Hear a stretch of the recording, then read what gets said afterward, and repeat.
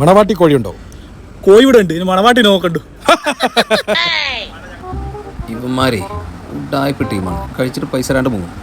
ഒന്ന് നോക്കിക്കോ. ഞാൻ നോക്കിക്കോളാം.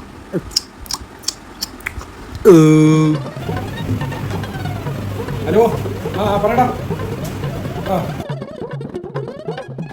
കഴിഞ്ഞ് ഫോളോ ചെയ്തോ. കഴിഞ്ഞിട്ടില്ലേ? കുറച്ചും കൂടി ഉണ്ട്. അതല്ല അവരുടെ കഴിക്കലായിരുന്നു.